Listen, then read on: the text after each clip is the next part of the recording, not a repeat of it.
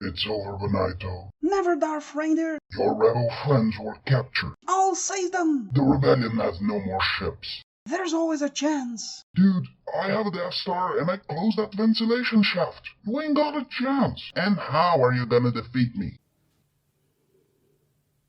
Marbles. Huh?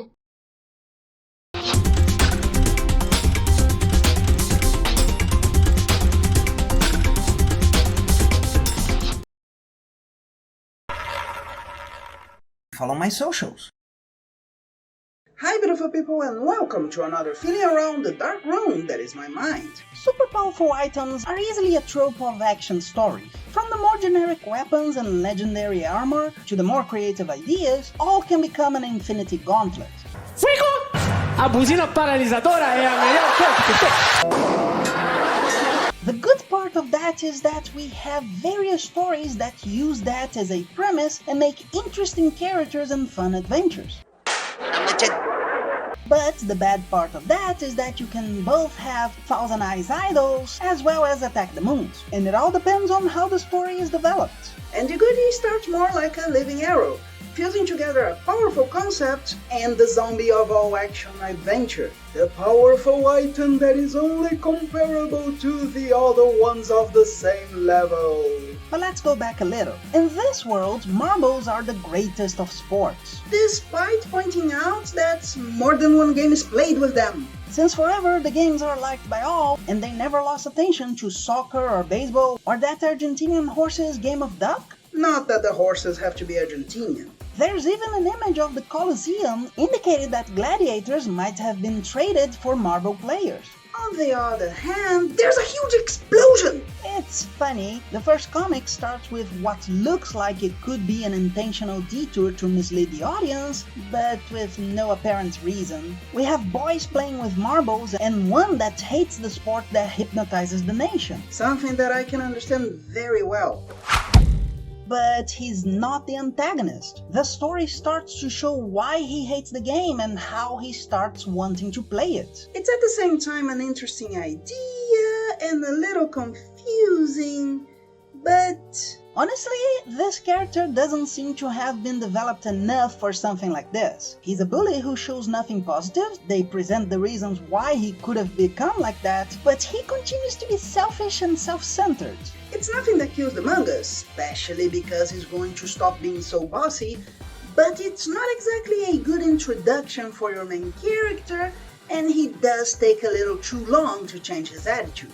And of course, we have to have the special little capsule, the one that retains the celestial powers since ancestral times and capable of going after a guy, and that does more doing than been done by any. Call now and get the extra that blows up a court for free. And the problem is not in itself that items like this exist. I understand the premise as a proud part of a couple of nerds. But the comic does show Caesar using an Odin marble like that. I know, wrong mythology. But Omega is not exactly that quotable, is it? And when Caesar does that, you could say he got away with it for being an emperor, but this boy is in a school.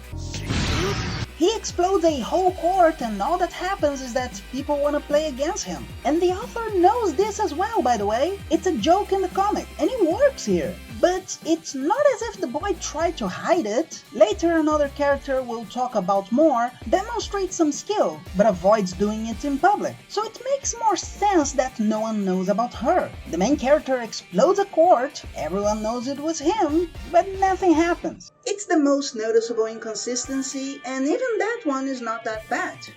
The other ones are just minor issues. The art isn't wonderful. In the beginning, it's a bit more problematic. It's not constant, but it's noticeable when the author focuses a little too much in how he wants to do something and attach too little in if it should be done. Here, for instance, we have an end of a scene in which the camera goes up, but there's no reason for that. It's not a transition, it's not after a moment that requires contemplation, and it was probably not to fill the page. The intention seems to be demonstrating the character's surprise. Well, are you a side super sore eyes! At the same time, this is something that could work better if it was a whole page or if somehow it had been done without repeating the characters so much. We have the main character's dad becoming Tristan from Yu-Gi-Oh! For but a panel, or with an incredibly Pinocchio-esque nose in the beginning of the second book. When you reach the last two comics, the art improves a lot, even looking like it was done by another person. And it wasn't exactly bad before. This is basically due to them having been presented in slightly too slow a way when it comes to story, but straight and overly generic when it comes to the historical. Maybe the first two comics should have been just one, or the first three should have been two, but when we get past this introduction, it becomes way more fun. The focus is also a little weird. You have the item no one else has, but that no one is going to consider as such until that third comic. The very concept of masters isn't introduced until this very same book. You have a whole nation of people addicted to marble games and even mythology about legendary animal marbles, but the structure to practice is not a part of common knowledge? And if you think this is ridiculous, this is how I feel when Rio stops because there's a game. I don't even have to say it's soccer. Everybody who knows Brazil knows it's soccer. And the story suggests that it's been like that for all of this world's history, but the first interesting technique is going to be shown only again in the third comic. What I'm trying to say is that the third issue is a little better, and the fourth and the fifth one are quite good. The first two do have a couple of interesting moments, but they don't quite reach the same level. Cartoony but critical. We'll be right back. I do not say this to discourage anyone from reading. I'd say it's not worth searching for the first individual comics. This trade paperback with the first 5, on the other hand, is worth it. And if the story continues to develop in the same way, I'd buy the next ones one by one or on trades. We have some fun scripting, even if there are some questionable moments. Hey, Feisty! Feisty? Is he made of cat? Yeah, you have a hair like this, look. My name's Arrow. Okay. But when the story gets into gear, it has really interesting moments. The explanation for how he can use the incredible little ball makes sense, the main character's training starts in a very interesting way, and if you like this kind of story, it's quite fun. Also, if the protagonist isn't exactly developed,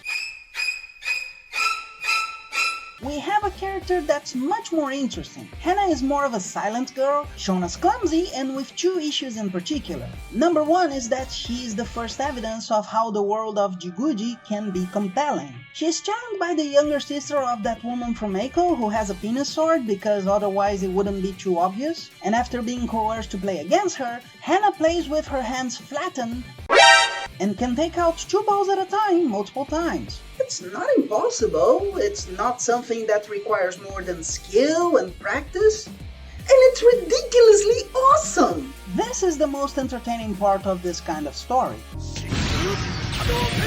It doesn't matter that there is a tournament already in sight if it's done to exercise the author's creativity. They could all have been people playing in 1 or 2 positions, but even a character that doesn't get that much attention does some stretching, so he has characterization. Hannah herself, even with her own technique, finishes the match with a different maneuver. The author is clearly trying to make the characters feel real to the reader. Number 2, however, is quite sad. Don't get me wrong. It's not bad or poorly done, it's just a very sad reality.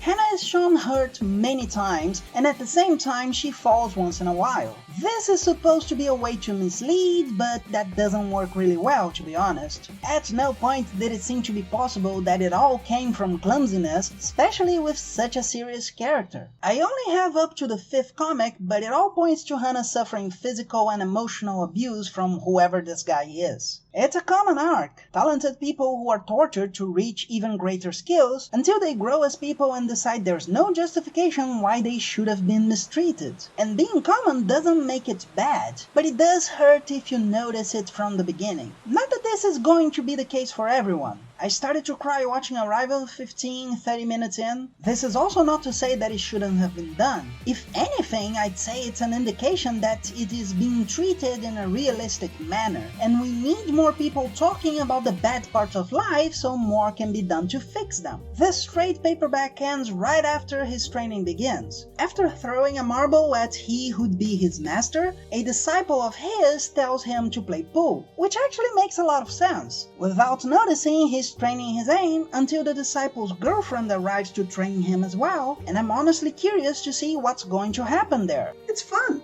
and it deserves to be read by anybody who is looking for action in sports kind of stories. And if you enjoyed it, please like, share with your friends, subscribe, and don't forget the bell.